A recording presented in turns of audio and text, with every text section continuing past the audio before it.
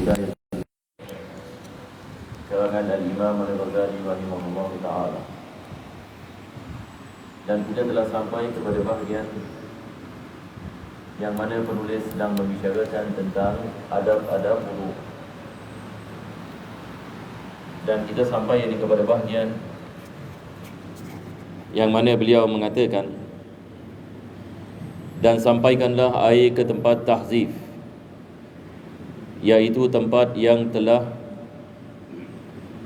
beradat kaum wanita membuang rambut yang ada di situ, iaitulah tempat yang ada di antara bahagian atas telinga sampai ke tepi pelipis, yakni tempat yang ada di tepi dahi. Dan sampaikanlah ketika membasuh muka itu ke tempat tumbuh 4 macam bulu: bulu kening, bulu misai, bulu mata, bulu adhar, iaitu bulu yang tumbuh daripada tempat permulaan janggut sampai membetuli kedua telinga. Di sini Al-Imam Ghazali sedang membicarakan tentang kewajipan membasuh muka, yang mana wajib kita memastikan air sampai kepada semua pelusuk muka, termasuk rambut-rambut yang ada di atas muka. Dan bagi lelaki, kita ada beberapa yang jenis ini rambut. Kita ada misai, begitu juga al-idhar. Al-idhar ini dia adalah bahagian ini, kalau dalam bahasa Inggeris kita panggil sideburn. Ini juga daripada muka. Begitu juga dengan bulu kening, bulu mata, anfaqah, yakni bulu yang di bawah bibir ini. Dan begitu juga dengan janggut, janggut di bawah sini. Maka semua yang ni bulu wajib kita membasuhnya, kalau sekiranya bulu itu tipis. Begitu juga rambut di sebelah sini, ini dipanggil tahdhif. Al-Imam Ghazali mengatakan tahdhif bahagian yang ni di sini. Sebab ada orang mungkin dia bila basuh muka dia basuh begini, tapi bahagian ni tak kena air. Ini tidak sah. Jadi bila kita membasuh yang ni muka kita, itu sebab disunatkan kita lakukan tadlik, iaitu kita menggosok muka kita supaya air sampai kepada semua pelusuk muka di sini, lebih-lebih lagi di sini. Sebab ini semua adalah termasuk daripada muka. Muka kita dia ada telinga ke telinga, dia punya daripada hujung telinga hingga ke hujung telinga, ini adalah muka kita.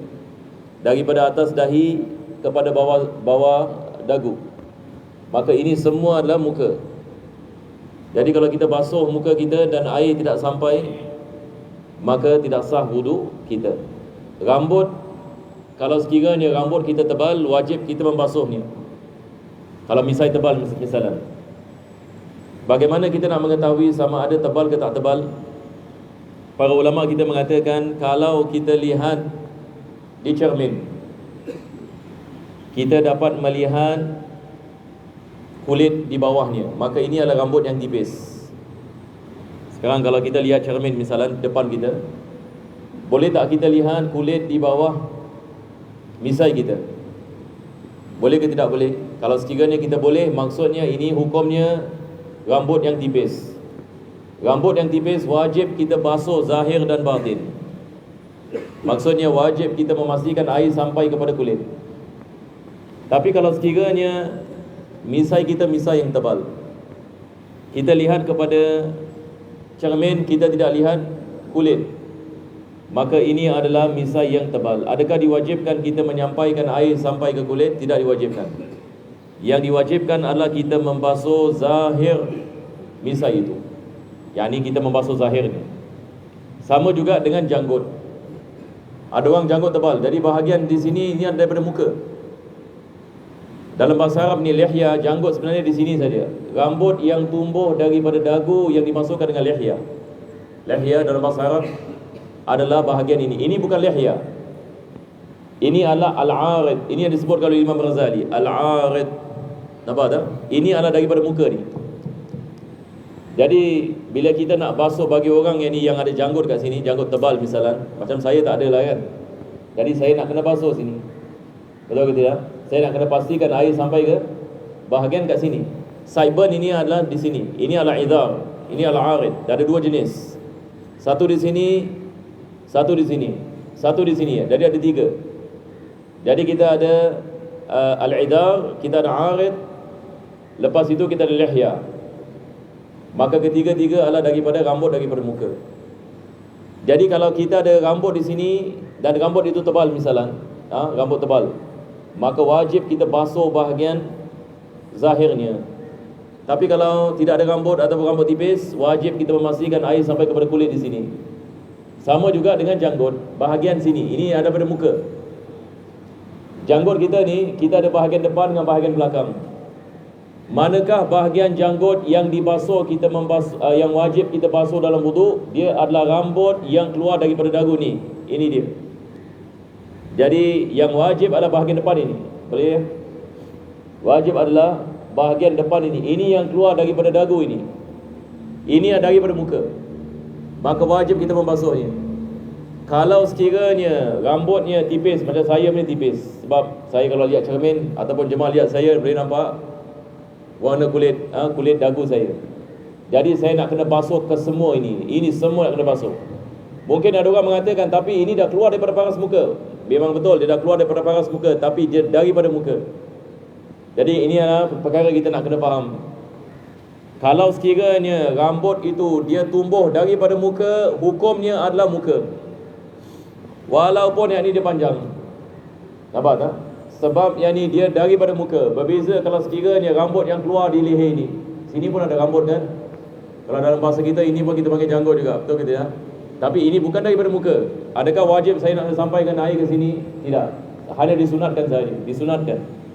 Sebab ada hadis Nabi SAW tentang ini disebut sebagai uran muhajjalin. Ada hadis Nabi mengatakan umatku akan dibangkitkan pada hari kiamat dalam keadaan muka mereka bercahaya. Nabi menggalakkan kita basuh sampai tengkuk. Menggalakkan kita basuh sampai tengkuk, tapi ia tidak diwajibkan. Sebab ini bukan daripada muka, tetapi rambut di bahagian depan ini dia adalah daripada muka. Begitu juga rambut yang di tepi sini, kat pipi kita. Begitu juga rambut sideburn ini, tahdhib. Imam Razali mengatakan sini, sebab orang biasa terlupa kat sini. Dia dah basuh mukanya tapi dia tak pay attention kat sini. Itu sebab yang ni disunatkan kita menggosok muka kita begini. Yang ni apabila kita basuh muka, kita menggunakan tangan kita yang ni basuh yang ni di bahagian ini. Begitu juga yang ni bahagian di sini, ini temple, bahagian temple. Ini adalah daripada muka. Begitu juga dengan kita punya dahi juga daripada muka. Dan kita ada lihaz adalah bahagian mata ini. Ini juga adalah daripada muka. Ini adalah tempat-tempat air susah nak sampai. Itu sebab disunatkan kita gosok lihaz, gosok mata begini. Ini adalah bahagian dalam yakni mata. Ini juga wajib kita memastikan air sampai yakni kepadanya. Berkenaan dengan mata itu sendiri, adakah wajib kita menyampaikan air kepada mata, bola mata yakni? Pendapat yang mu'tamad dalam mazhab Syafi'i tidak diwajibkan. Tetapi kita ada khilaf ini ulama. Sebahagian ini ulama mewajibkan air sampai yakni kepada bola mata. Tetapi dalam mazhab Imam Syafi'i, alhamdulillah, yakni kita mengatakan tidak diwajibkan. Jadi kalau satu orang itu bila dia basuh mukanya, bila dia tutup matanya, maka dia basuh kelopak mata. Kelopak mata ini adalah daripada mata. Diwajibkan kita menyampaikan air ini kepada kelopak mata. Jadi disunatkan kita melakukan tadlik. Itu sebab Nabi SAW bila dia basuh mukanya, dia basuh dengan menggosok muka. Dalam mazhab Imam Malik, menggosok ini adalah wajib. Dalam mazhab Maliki, kalau kita basuh muka tanpa gosok tak sah. Sebab Imam Malik ini mengatakan perkataan ghusl dalam bahasa Arab maksudnya mengenakan air dan menggosok anggota. Jadi kita ada dua perkara di sini. Kita ada mengenakan air dan kita ada menggosok. Jadi di sini Al-Imam Ghazali dia menerangkan bulu-bulu yang ada di muka. Jadi para jemaah yang dirahmati Allah, bulu-bulu yang ada di muka ni ada 20 jenis bulu, 20. Ini disebut dalam kitab-kitab fikih. Ini kalau kita nak bahaskan perkara ini dengan lebih terperinci, kesemuanya kita ada 20 jenis. Itu kalau kita lihat ini kepada kitab-kitab yang lain. Cuma di sini Imam Ghazali meringkaskan.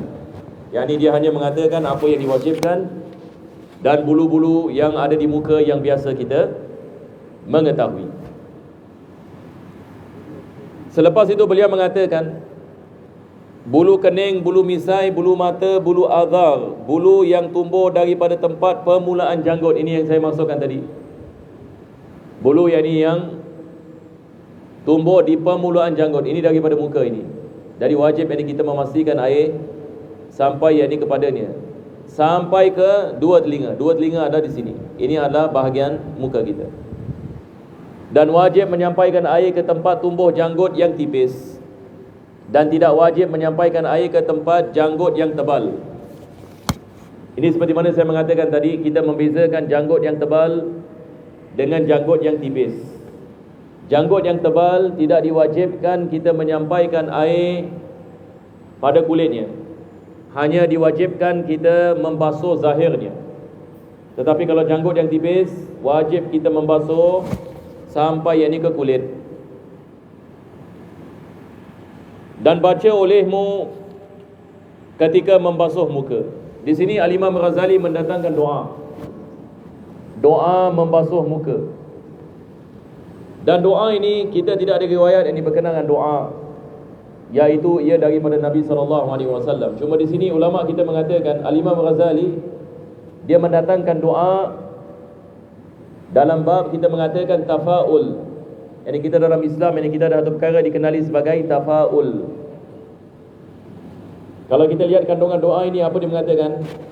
Kita lihat ni doa ni dulu, nanti kita akan faham. Dia mengatakan Allahumma bayyid wajhi binurika yawma tabyaddu wujuh. Maksudnya adalah, ya Allah, berikanlah muka aku bercahaya. Yani berikanlah aku cahaya pada mukaku ketika muka-muka pada hari kiamat bercahaya. Baik, kalau kita baca doa ini, kita teringat apa? Dalam Al-Quran Allah Subhanahu Wa Taala mengatakan hari yang mana muka-muka manusia itu bercahaya. Yani Allah mengatakan wujuhun yawma idzin nadira. Pada hari kiamat, orang yang beriman, muka-muka mereka bercahaya. Allah Subhanahu Wa Taala memberikan anugerah kepada mereka. Maka Imam Ghazali mendatangkan doa ini dengan mengatakan, ya Allah, berikanlah aku cahaya seperti mana Engkau memberikan muka-muka bercahaya pada hari kiamat nanti. Sebab di sini kita, Allah Subhanahu Wa Taala menyebut dalam Al-Quranul Karim. Jadi ini adalah doa ini umum yang didatangkan oleh Imam Ghazali. Apa yang kita mengatakan tafaul. Boleh insya-Allah. Jadi barang siapa nak mengamalkan, tidak ada masalah, boleh mengamalkan ini.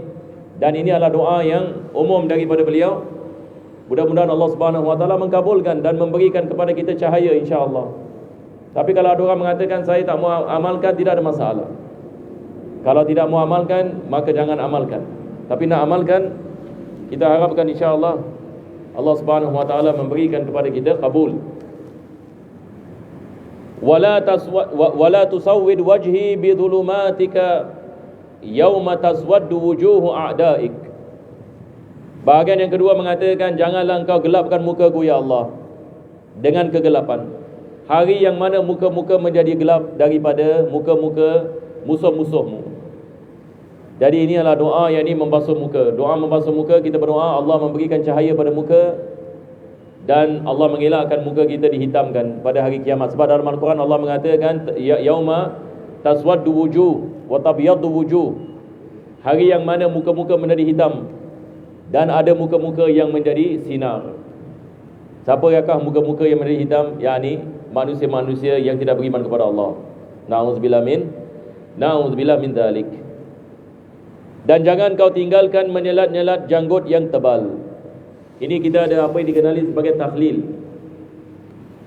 Apabila kita basuh muka 3 kali, sunatkan kita basuh 3 kali. Lepas itu kita melakukan takhlil. Ini bagi orang yang ada janggut yang tebal. Dari janggut yang tebal kita mengatakan apa yang wajib membasuh zahir janggut. Lepas itu disunatkan melakukan begini, tangan kanan begini. Ini dipanggil takhlil 3 kali. Nabi SAW dia melakukan takhlil begini. Bukan begini, tetapi dia adalah begini. Tapi ini adalah bagi orang yang janggut tebal. Tapi janggut macam saya ni, ini bukan takhlil, ini gosok.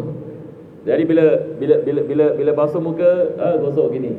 Kalau orang yang janggut yang tipis. Tapi kalau masya-Allah ini orang yang janggut tebal begini misalan, disunatkan dia melakukan takhlil, dan tidak disunatkan ini dia menggosok seperti tadi. Kemudian basuhlah tanganmu yang kanan dan ikuti pula dengan membasuh tangan kiri. Basuhlah tanganmu bersama kedua siku sampai ke tempat pertengahan lenganmu. Ini disunatkan. Kita bila basuh tangan ini, basuh sampai setengah lengan di sini. Ini adalah setengah lengan kita sini. Jadi kita basuh daripada ujung jari sampai yang di sini. Dan kita memastikan kuku kita ini tidak ada benda-benda yang kita mengatakan boleh menghindarkan air daripada sampai yang ini kepadanya. Itu sebab disunatkan yang ini kita mengetip yang ini kuku seminggu sekali. Disunatkan kita melakukan sedemikian. Kita boleh melakukannya pada hari Khamis ataupun pada hari Jumaat. Tetapi yang ini yang lebih afdal, seperti mana kita dapat daripada para masyayikh kita, selepas asar pada hari Khamis. Para ulama kita biasanya mereka melakukan sedemikian lepas asar ini pada hari Khamis. Tapi kalau ada orang mengatakan hari Jumaat, ini juga kita ada riwayat yang berkenaan hari Jumaat. Sebelum kita pergi solat Jumaat ataupun selepas kita melakukan solat ini Jumaat. Jadi ia memudahkan kita mengambil wudu. Sebab kalau ada perkara yang menyebabkan air tidak sampai, ia boleh menyebabkan wudu kita tidak sah. Kerana perhiasan dalam syurga itu sampai ke tempat basuhan wudu dan baca olehmu ketika membasuh tangan kanan akan doa, Allahumma atini kitabi biyamini wa hasibni hisaban yasira. Jadi Al-Imam Ghazali dia mendatangkan doa sekali lagi. Apakah doanya? Doa bila basuh tangan kanan. Dalam Al-Quranul Karim, Allah Subhanahu Wa Taala menerangkan kepada kita tangan kanan ini tangan yang untung. Daripadanya adalah manusia akan diberikan buku catatannya pada tangan kanannya. Yang ini kalau dia beriman dan beramal saleh, maka Allah akan memberikan kepadanya buku catatannya pada tangan kanannya. Maka ini menunjukkan bahawasanya dia adalah manusia yang bahagia di akhirat. Tetapi bagi mereka yang tidak beriman dan mengkufuri akan Allah Subhanahu Wa Taala, mereka akan mendapatkan buku catatannya daripada tangan kiri. Maka di sini sekali lagi dia adalah daripada tafaul. Al-Imam Ghazali mendatangkan doa ini, ya Allah berikanlah buku catatanku pada tangan kananku. Jadi apabila kita basuh yang ini apabila kita basuh tangan kanan, dan dia bersangkut paut dengan hisab. Sebab ini berkenaan dengan buku catatan ini, dia ada kait mengait ini dengan hisab, yang mana manusia akan dihisab oleh Allah Subhanahu Wa Taala pada hari kiamat. Apa yang dia melakukan segala-galanya. Jadi doa dia mengatakan, Allahumma atini kitabi biyamini, ya Allah berikanlah kitabku pada tangan kananku, wa hasibni hisaban yasira, dan jalankanlah hisab yang mudah. Itu sebab dalam Al-Quran Allah mengatakan, faman utiya kitabahu biyaminihi, barang siapa yang diberikan kitab ini pada tangannya, Allah mengatakan hasabnahu hisaban yasira. Faman utiya kitabahu biyaminihi fasawfa yuhasabu hisaban yasira. Dia akan dihisab oleh Allah dengan hisab ini yang mudah. Maka Imam Ghazali mengambil ayat ini dan mendatangkan doa ini. Mudah-mudahan Allah Subhanahu Wa Taala memberikan kepada kita buku catatan kita pada tangan kanan, dan Allah yang ini memasukkan kita syurga tanpa hisab. Dan apabila kamu membasuh tangan kirimu, bacalah doa, Allahumma inni a'udzubika an tu'tiyani kitabi bishimali au min wara'i dhahri. Ya Allah, aku berlindung kepadamu daripada engkau memberikan kitabku pada tangan kiriku ataupun daripada belakangku. Sebab kita ada ayat dalam Al-Quran Allah mengatakan, faman utiya kitabahu wara'a dhahri, barang siapa yang diberikan kitab daripada belakang badannya, maka dia akan mendapatkan azab. Maka Imam Ghazali mendatangkan doa ini apabila kita basuh tangan kiri. Bacalah yang ini, ya Allah berikanlah aku, janganlah engkau berikan buku catatan aku pada tangan kiri, dan jadikanlah aku yang ini daripada ataupun ini daripada belakang. Sebab ini manusia pada hari kiamat nanti bila diberikan kitab pada tangan kirinya, dia tidak mau terima kitab tersebut. Maka malaikat mengambil tangan kirinya dan menembuskan kepada badannya, dan dia akan mendapatkan kitab itu daripada belakang ini badannya. Ini menunjukkan azab dan kecelakaan. bagi manusia. Kita berdoa mudah-mudahan Allah memberikan kepada kita keselamatan di dunia dan keselamatan di akhirat insya-Allah taala. Jadi insya-Allah kita berhenti di sini, kita akan menyambung pada pengajian yang akan datang. Alhamdulillahirabbil alamin. Allahumma shalli wa sallim ala sayyidina Muhammad wa ala ali sayyidina Muhammad. Rabbana atina fid dunya hasanah wa fil akhirati hasanah wa qina adzabannar. Sallallahu ala sayyidina Muhammadin wa ala alihi wa sahbihi wa sallam. Alhamdulillahirabbil alamin. Taqabbalallahu minkum.